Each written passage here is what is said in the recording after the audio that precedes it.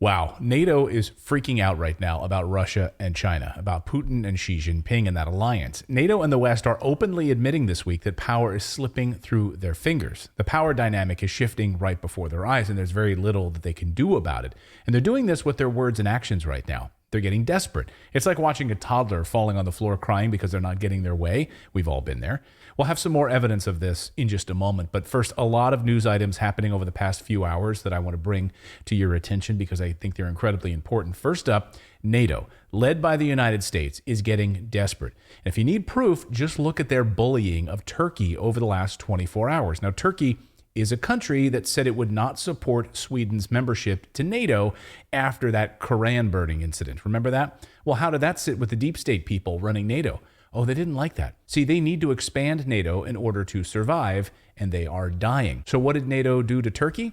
Well, they started fomenting terrorist attack propaganda in Turkey, warning that terror attacks are coming in Turkey. Seriously, you can't even make this stuff up. Remember, Turkey is a member of NATO, and NATO is pissed that Turkey has been trying to broker peace between Russia and Ukraine. They were holding peace talks back in January, as we covered on the show, and Boris Johnson flew in and torpedoed those peace talks. NATO didn't want peace talks. They want war. And then Boris Johnson has the balls to publish an opinion piece saying Putin paves the way for Ukraine to join NATO. Right. So NATO provokes a war with Russia by supporting nonstop bombing of innocent people in eastern Ukraine for the past 8 years, but it's Putin's fault. Got it. Thank you for that. They really think that we're stupid. Well, today they must think we're really, really stupid because NATO is today even more pissed that Turkey announced it won't allow Sweden into NATO, doubled down on it this week, said it would vote against it. So what does the US and the UK, what do they do about this? They start issuing warnings to people that we hear there are going to be terrorist attacks in Turkey very soon. So you might not want to travel there, scaring people. So the Netherlands, the UK, Belgium, Germany, and France all closed their embassies this week as a result. Again, you can't make this stuff up. This is how these warmongers operate. Just look at the U.S. State Department's website today, which warns travelers of being near crowds in Turkey. They have a current yellow alert warning for you. Don't go there. So where would these terror attacks come from? I wonder. Well, Turkey's not wondering. They know these false flag terror attacks would be set up by the United States and the United Kingdom, the same group who just blew up the Nord Stream pipeline. They have a partner pipeline with Russia called the Turk Stream pipeline. Think that's a target? Well, you'd be stupid not to. It's all about energy and resources and power. That's what this is all about. So, hey, Turkey, fall in line or the United States and the UK will help create terrorist attacks in Istanbul so we can get our way, just like we do in Iran, in Syria, in Yemen, and other hotspots around the world. Too many to count, actually. That's how we treat our friends, though. NATO keeps trying to expand. Just look how it keeps expanding east. So if Turkey blocks Sweden, then they would have this big problem on this map. Then you'd have this non-NATO country sitting right here, this white spot. They can't let that happen. Colonel Douglas McGregor was on our show last week, and he sees NATO's death coming sooner rather than later. And I was asked specifically about NATO, and I said, if we push this and the Russians go in and we fail to negotiate an end to this quickly, this will destroy NATO. Remember, NATO was founded as a defensive alliance. It was never designed for offensive operations. Right. There's nothing in the NATO charter about attacking anyone. Everything's about being the object of attack. We have been trying to use NATO as an offensive weapon since the 1990s. Since stupid people like Senator Lugar in the Senate said, well, either NATO is out of area, in other words, it's going to operate beyond Europe, or it's out of business. And most of us stood around at the time in the military and said, well, maybe it needs to go out of business because there's no reason for it to exist anymore. So I think as this moves forward and we put more and more pressure on the alliance, eventually the alliance will crumble. NATO is a defensive organization created after World War II. Russia even asked to join NATO to become part of this new defensive alliance, again, to fight future fascism like Nazi Germany. America said no, because we can't have two world leaders, only one.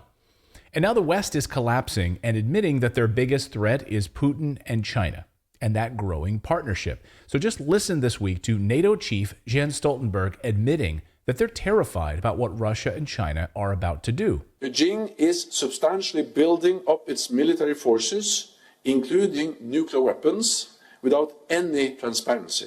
Moscow and Beijing are deepening their strategic partnership. The two countries train and operate more together militarily, conducting joint naval and air patrols also in the vicinity of Japan. Their economic cooperation is increasing, and China has not condemned Russia's invasion of Ukraine. So what he's not saying is that this new growing partnership will completely upend the world order, because the war in Ukraine is about nothing more than territorial resources and economic power. And Russia and China are winning that war right now.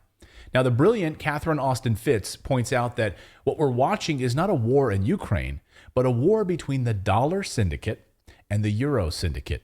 And the dollar syndicate is moving a lot of the euro syndicate into the dollar. Europe was getting too strong, so the U.S. used the war in Ukraine to take back control. Watch. As I see the Ukraine as essentially a move to, by the Anglo-American alliance, to control the European market share and make sure that Germany and Russia don't come together, Europe and Asia don't come together and cut out the Anglo-American, sort of market share alliance power position, if you will. It's really a war on Europe, if anything, and an assertion of control through NATO of Europe. Of course, she's right. Just look at the Nord Stream pipeline. We blew it up, and then we sell natural gas to Germany at 5 times the price that they were getting through the Nord Stream pipeline.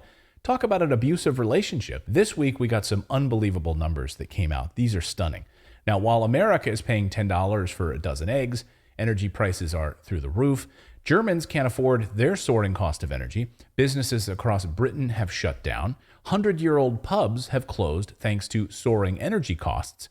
And Russia, the most sanctioned country in the world, last week posted amazing numbers from the International Monetary Fund. The IMF now projects that Russia, the most comprehensively sanctioned country in history of the world, will have positive GDP growth this year at a higher rate than Germany. Wrap your head around that. And the UK has negative growth.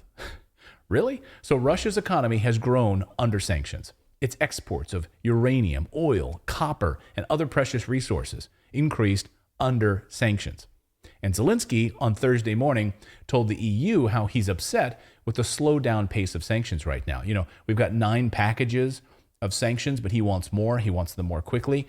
So on Thursday, Ursula von der Leyen snapped to attention. She flew into Kyiv for the 4th time and announced a brand new round of sanctions at Russia. Yes, a 10th package that will come on the anniversary of the war's start date at the end of February.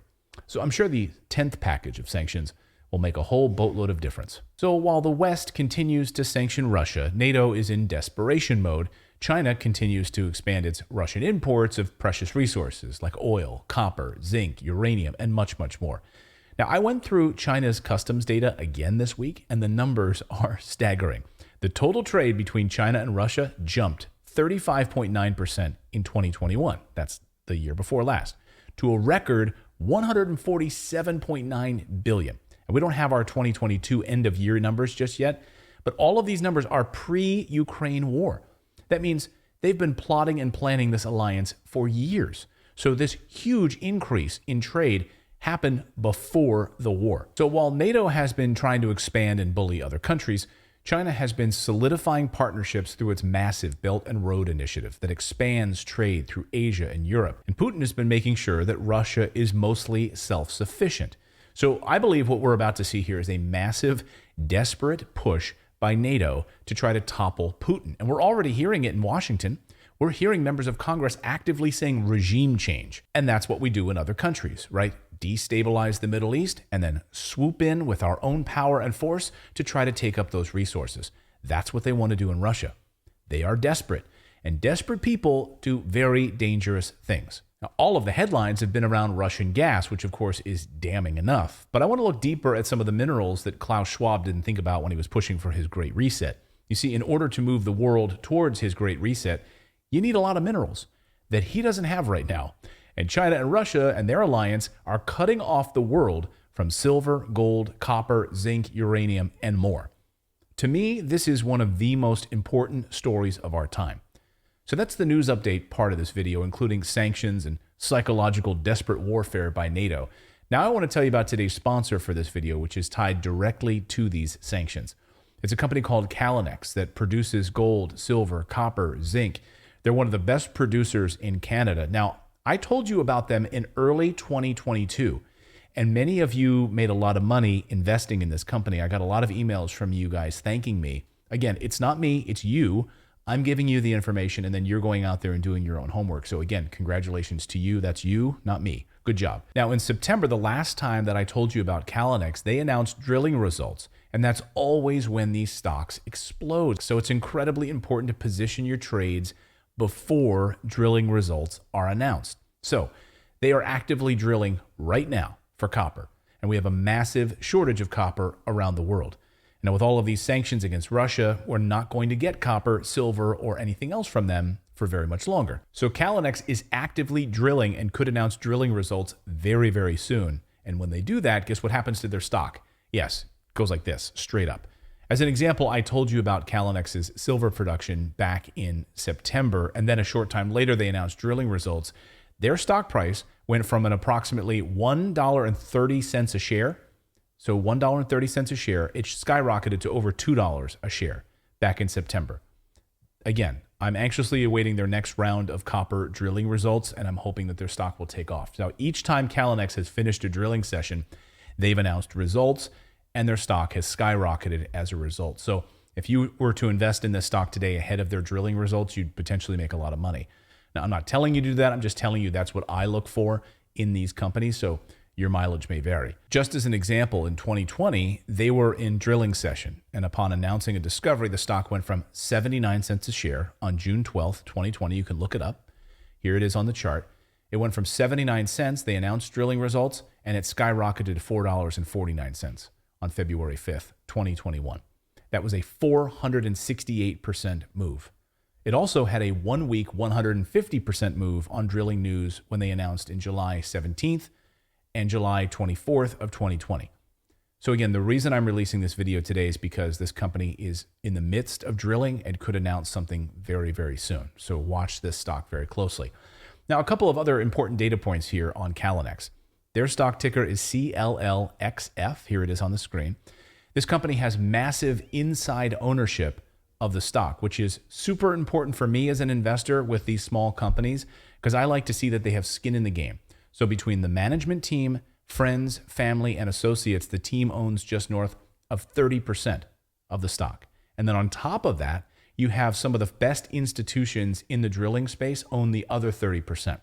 So more than half of the company is held by very tight shareholders who want to see this company explode and the vision of this drilling company play out long term. Literally, the CEO, Max Porterfield, has his life savings tied to this company. Again, you need your capital structure and have an excellent shareholder base to perform, and certainly have a very, very tight capital structure. We have less than 15 million shares outstanding. I said that right, 15 million shares outstanding. Myself and my family are the single largest collective shareholders of the company at 14%. I own 4% outright, and you can also see in the open market, I've just added to my position over the past several weeks. So very excited about what we're on to. So the shares right now are in a great upward momentum, up more than 700% in recent months.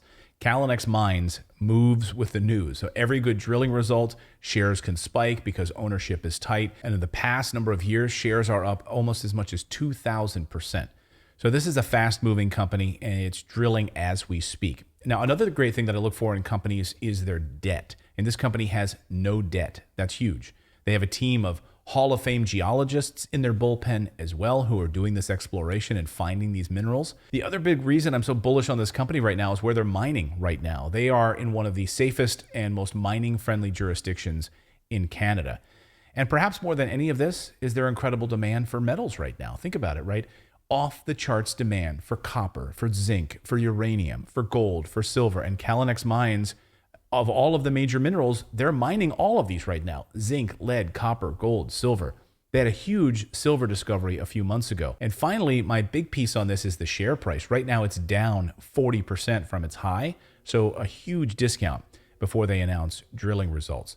So all of that is to say we need copper, we need silver, we need gold. And if the West is going to survive, then it needs producers like Calinex to bring these minerals to use.